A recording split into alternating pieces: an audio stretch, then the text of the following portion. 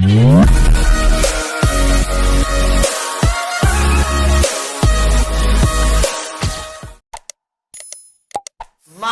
Electrode विभव, मानक cell विभव और विद्युत रासायनिक श्रृंखला पर आधारित प्रश्न। मानक इलेक्ट्रोड विभव, मानक सेल विभव और विद्युत रासायनिक श्रृंखला पर आधारित प्रश्न, ये वो क्वेश्चन है जो आज तक विद्युत रसायन में आपने पढ़ा है, उसके कॉन्सेप्ट को रिफ्रेश करेगा। ध्यान से समझ लिया जाए। यदि E naught x oblique x plus plus बराबर 0.06 एवं E naught y plus plus oblique y equal minus 0.76 हो तो निम्नलिखित के बारे में बताएं। सेल का कैथोड, सेल का एनोड, ऑक्सीकरण अर्ध अभिक्रिया, अवकरण अर्ध अभिक्रिया, संपूर्ण सेल अर्ध अभिक्रिया, संपूर्ण सेल अभिक्रिया, इलेक्ट्रॉन का प्रवाह, विद्युत धारा का प्रवाह, ऑक्सीकारक, अकारक, ऑक्सीकृत पदार्थ, अवकृत पदार्थ, इनर्ट सेल और सेल डायग्राम, इतने सारे टर्म के बारे में आपको बताना है। इस क्वेश्चन को बनाने का सबसे पहले केमिस्ट्री के शब्द का इस्तेमाल है। इसका मतलब है कि वही स्टूडेंट इस क्वेश्चन को बनाएगा जिसको इसका मतलब समझ में आएगा। जल्दी से बता दीजिए अगर आपको ये समझ में आ रहा है कि एसओपी है कि एसआरपी है। एकदम सही जवाब है आप लोग का। सबसे पहले जो स्टूडेंट इसको एसओपी बोला, मतलब वो अपने आप को सिद्ध कर दिया कि हमको क्वेश्चन बनाने का क्षमता हमारे पास है, और ये 100% सही है कि एसओपी है। लेकिन अगर आपसे बोले कि आप इसी का एसआरपी बताइए, तो केवल माइनस बोलने से नहीं होता है। x प्लस प्लस इसको पलट देना होता है। आप इससे कैसे एसओपी समझे ये भी बता रहे हैं, एकदम धीरे धीरे समझ लीजिए। कैसे कोई एसओपी बोला है अगर आपके पास है तो समझ लीजिए। देखिए x का बदलाव हो रहा है x प्लस प्लस में, मतलब इलेक्ट्रॉन का त्याग हुआ, और त्याग वाला प्रक्रम ऑक्सीकरण होता है। ऑक्सीकरण से ये हो गया मानक ऑक्सीकरण विभव, इसीलिए सब कोई बोल दिया एसओपी। लेकिन इसका मतलब क्या है कि x प्लस प्लस x में तब बदलेगा जब ग्रहण करेगा। एक और तरीका है आपको समझने का, समझाने का, कि इसको बैलेंस कर दीजिए +2e तो इलेक्ट्रॉन का त्याग सामने आ जाएगा। इसको बैलेंस कर दीजिए तो ये ग्रहण करेगा। तो आप समझ सकते हैं कि ये एसओपी है और इसका एसआरपी बदलना है तो सीधे -0. अगर इतना आता है तो आप इस क्वेश्चन को बनाने के लायक हैं। तो अब एसआरपी में कैसे हो गया समझ में आ रहा है, और इसको ये खुद एसआरपी में है, बदलने का जरूरत। तो क्यों हम ऐसा बोल रहे हैं कि बदलने का जरूरत नहीं है, क्योंकि सारा एप्लीकेशन 1 से 10 तक आपको एसआरपी में याद है। इसलिए आप अपने पढ़े गए एप्लीकेशन का भरपूर उपयोग तभी कर पाएंगे जब दोनों को एसआरपी में ला दीजिए। तो देख लीजिए, इसको हम नहीं कुछ कर रहे हैं। क्यों नहीं कर रहे हैं? क्योंकि पहले से एसआरपी में है। अब आप आराम से इस दोनों मान को ध्यान से देखिए। दोनों मान को ध्यान से देखिए और देखने के बाद बताइए कौन सा मान अधिक है, कौन सा कम है। ये बड़ा मान है, ये छोटा है। माइनस में वैल्यू संख्या ज्यादा होता है तो मान कम होता है। तो ये अधिक है और ये क्या है। तो आप एप्लीकेशन नंबर 2 पढ़ के गए हैं हमसे कि जिसका एसआरपी अधिक होता है वो कैथोड बनता है, जिसका एसआरपी कम होता है कौन कैथोड, एक्स की वाई। तो आपका ए और बी का आंसर आप लोग खुद बोल दिए कि सेल का कैथोड बनने लायक है और एनोड बनने लायक है। कहां से आंसर निकाल दिए? एप्लीकेशन नंबर 2, जब 2 इलेक्ट्रोड को गैल्वेनिक सेल के रूप में व्यवस्थित करते हैं तो अधिक एसआरपी वाला इलेक्ट्रोड कैथोड बनता है, कम एसआरपी वाला। कोई जोड़ घटाव नहीं है। कॉन्सेप्ट और थ्योरेटिकल बेसिस पर आप अपना क्वेश्चन बनाते जाएंगे, आपका कॉन्फिडेंस बढ़ता जाएगा। पहली बार कोई क्वेश्चन बना रहे न्यूमेरिकल प्रॉब्लम जिसमें कोई कैलकुलेशन नहीं, थ्योरी से क्वेश्चन बनेगा। यहां तक सब कुछ ठीक चल रहा है सबका? आगे ऑक्सीकरण अर्ध अभिक्रिया, अवकरण अर्ध अभिक्रिया। पहले तो आप ये बता दीजिए, एकदम माइंड में सेट कर लिए कि इसको कैथोड बनाएंगे, इसको एनोड। तो आप लोग को लोन याद है? लोन लोन लिए थे आप लोग इस क्लास से। लेफ्ट में जो होता है ऑक्सीडेशन होता है और वो एनोड होता है और वो निगेटिव। एक ट्रिक बनाया गया था, एक कोडवर्ड बनाया गया था, L4 left, O4 oxidation, A4 anode और N4।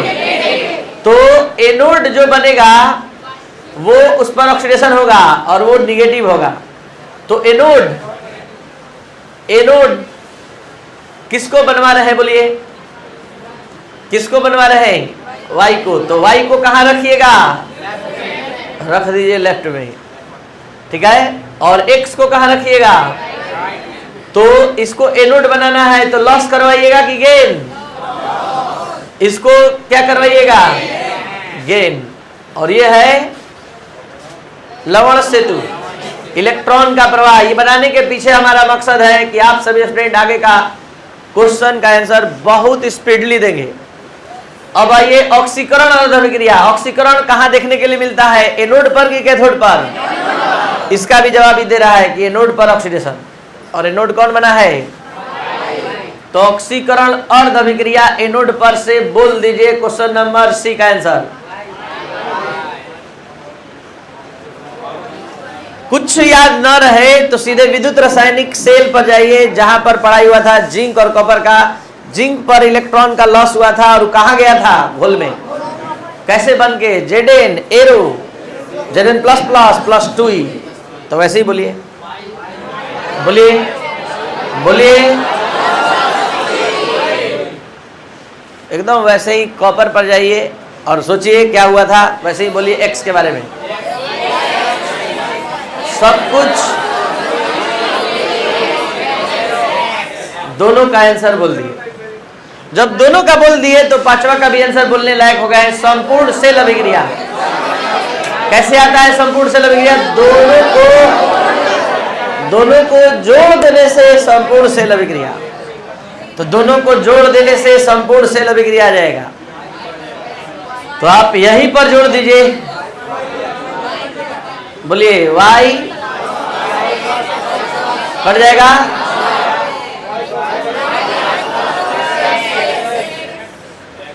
अभी तक सब कुछ ठीक चल रहा है। A B, सेल का कैथोड, सेल का एनोड, सेल का एनोड, सेल का कैथोड, सेल का एनोड Y, कैथोड X। ऑक्सीकरण और अभिक्रिया कहां से लाया गया? जिसको नहीं समझ में आ रहा है अंतिम बार देख लीजिए। एनोड पर जाइए, देखिए ये कह रहा है कि हम बदल रहे हैं Y से Y प्लस प्लस में। कैथोड पर जाइए, कैथोड अपने आप के बारे में बता रहा है। कैथोड बता रहा है X प्लस प्लस बदल रहा है किसमें? X प्लस प्लस बदल रहा है X में। संपूर्ण सेल अभिक्रिया कहां से आता है? दोनों अर्ध अभिक्रिया को जोड़ देने से आता है। वैसे ही जुड़ता है जैसे मैथ में दो समीकरण जुड़ता है। आगे इलेक्ट्रॉन का प्रवाह। आप जानते हैं इलेक्ट्रॉन का प्रवाह, एप्लीकेशन नंबर 3, इलेक्ट्रॉन का प्रवाह कम एसआरपी से। इस दोनों में कम कौन है? Y। और अधिक कौन है? कुछ नहीं याद है तो इतना याद है कि इलेक्ट्रॉन का प्रवाह एनोड से कैथोड की ओर होता है। एनोड कौन बना है? कैथोड कौन बना है? तो इन इलेक्ट्रॉन का प्रवाह का आंसर प्रॉब्लम नंबर कौन है? ये F है। तो F का आंसर हो गया Y2X, इलेक्ट्रॉन का प्रवाह Y से। और G है विद्युत धारा का प्रवाह, क्योंकि इलेक्ट्रॉन का प्रवाह जिस डायरेक्शन से होता है उसके अपोजिट डायरेक्शन से। सब कुछ ठीक चल रहा है? चलिए, तो इलेक्ट्रॉन का प्रवाह समझ में आ गया, विद्युत धारा का प्रवाह भी समझ में आ गया। अब ऑक्सीकारक, अकारक, ऑक्सीकृत पदार्थ, अकृत पदार्थ, एक बार में चारों का आंसर आएगा, लेकिन तब आएगा जब आप यहां संपूर्ण सेल अभिक्रिया एक बार फिर से लिखवाइए। Y plus X plus plus arrow. अब ध्यान से बात समझिएगा, Y से Y प्लस प्लस में बदलना ऑक्सीकरण है। क्या है? ऑक्सीडेशन है, ठीक है। और X प्लस प्लस से X में बदलना, समझिएगा ध्यान से। जिसका ऑक्सीकरण होता है, ऑक्सीकरण हुआ है तो कैसे हुआ? इलेक्ट्रॉन के त्याग से। तो उस त्याग किए गए इलेक्ट्रॉन को ग्रहण किसने किया? इसी ने ग्रहण किया। कैसे ग्रहण किया दिखा दे रहे हैं। जैसे ये त्याग किया, इसका 2 इलेक्ट्रॉन ले लिया, खुद को बदल दिया x में, तो ये इस प्रक्रम में क्या हुआ है, इस प्रक्रम में देखिए इलेक्ट्रॉन का लॉस हुआ है।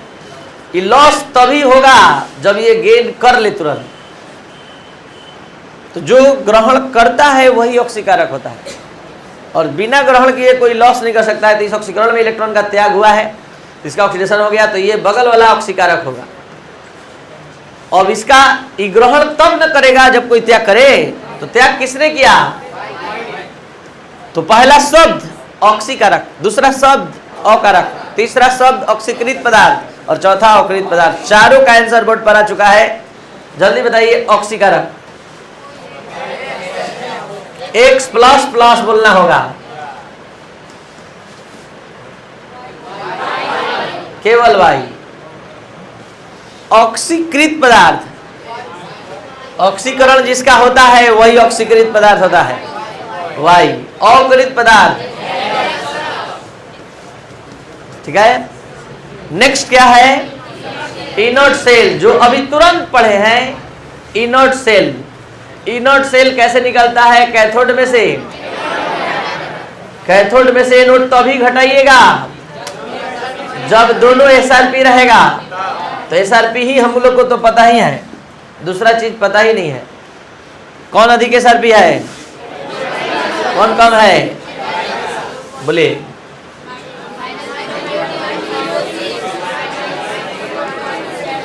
माइनस माइनस प्लस 70 में से ही घटेगा, तो ये कितना? प्लस 0.70 में से घटेगा 0. यही ना। और बोलिए सेल डायग्राम। सेल डायग्राम बोल रहा है इनर्ट सेल के बाद। सेली डायग्राम बनाकर तो सब समझाए हैं, तो बोलकर अपना कैपेसिटी दिखाइए। सेल डायग्राम बोल दीजिए। Y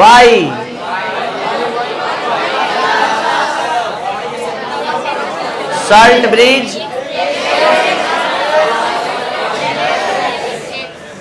इलेक्ट्रॉन का प्रवाह,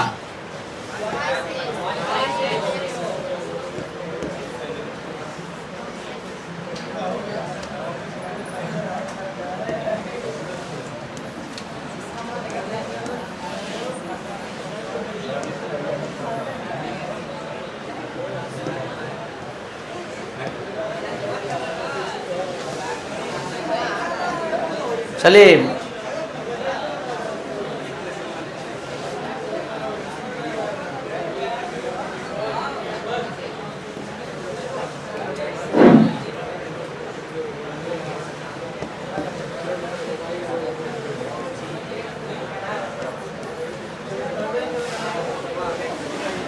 खुद दिखाते हैं। ये क्या है? इस पर इलेक्ट्रॉन का त्याग हुआ है कि ग्रहण? यानी ऑक्सीडेशन हाफ सेल है कि रिडक्शन हाफ सेल? और ये रिडक्शन। तो आपसे ये आवाज निकले आपके मुंह से, इसलिए इतना मेहनत करके धीरे धीरे आपके दिमाग को इतना विकसित किया गया। कोई दिक्कत? अगर आप सभी स्टूडेंट को अच्छे से आज का क्लास समझ में आया तो आप ये पूरा क्वेश्चन अपने से बनाकर आंसर लाएंगे, क्योंकि आप झूठ नहीं बोले हैं। सुबह सुबह आपको सब समझ में आया है, इसलिए कुछ भी उतारने नहीं दिया।